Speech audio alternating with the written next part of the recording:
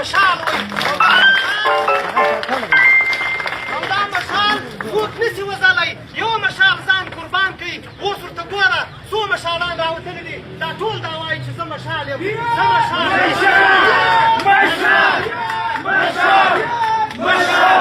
موږ ټول مشالان یو څوک مو غواړي پر کوم ځای مو غواړي او څنګه مو وژني په کومه خبره مو وژني موږ تیار یو هر څوک چې مو وژني راته سي لیکن دا به نه وي چې ته پر ما باندې ټاپی وولګې او مقصد د بل یي دا رنګه مجلس به نه وي اوس یې دا ګرد میډیا پر لګیا وه د ده کمره کتل سوې ده د ده د فیسبوک آیډي کتل سوې ده د ده د بل شي هغه ګرد مجلس یې کتل سوی دی پلار یې خلکو ګایولی دی یو چا دا تر اوسه نه ده به ثابته کړې چې هغه دا ووایي چې یاره دا واقع د توهین رسالت کړی دی هغه مړونه هغه خلک هغه نران چې پارون به پکې ختل لته به کې وله به ویل الله اکبر دی که یو نر دی دی د نن یوازې په عدالت کې د دا ووایي چې زه واقع زه د توهین رسالت په خلاف دی ما وژلی دی زه په عدالت کې قتل جرم یو نر د اوس را پیدا شي هغه د وخت چې په عدالت کې د دا جرم ثابت کړي چې ما وژلی دی داسې څوک به وي دا 2000 کسانو چې باندې چې وژلی دي بیا چې څنګه بې حرمتي ورکړې ده بیا چې څنګه بل دغه ورکړی دي وروره یو شایم نسته ډېر په دانشتانه ډېر په منظمه توګه د هر ځوان نن یو مشال وړي سبا به بل مشال وځي بله ورځ به بل مشال وځي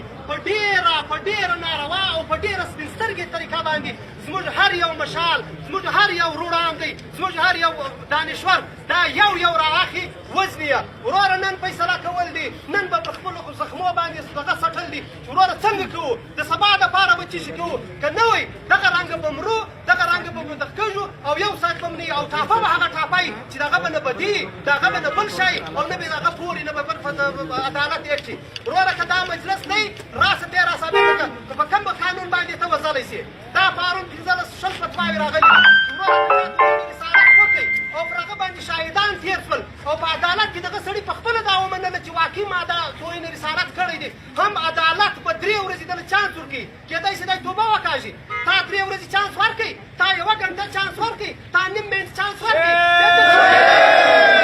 یو څوک دا چانس نه ورکوي بیا که چیرې هغه ځي هم عدالت به بیا له هغه بعد عدالت فیصله کوي عدالت به سزا ورکوي وروره دا رنګه لنډهر موږ د یوه چا سزا نه منو د یوه چا دغه نه منو غونډه ګردي نه منو موږ د مشال د قاتلانو سم دم هغه غواړو موږ د مشال دپاره جسټس غواړو دا ناعله انتظامیه په شریکه ده دا ټول په دغه په شریکې دي ښکاره خبره ده وايي ډي سي د ده نمبر ټریس کړی ډي سي راولاړه چې د سټوډنټ نمبر ټریس کوي چې په فلاني کلاس کې ناست وخت یې مړی کوي بیا یې تر کمره راباسي بیا یې په 2000 کسانو وژني ډېر د شرم خبر دا ډي سي خلاف د کاروایي وشي موږ دا ټول دا پوښتنه کوو چې د ده قاتلان دې ونیول شي د قاتلانو د سزا ورکول شي ډېره مهرباني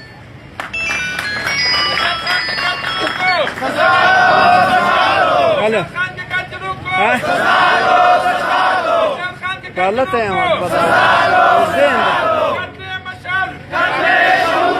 درلم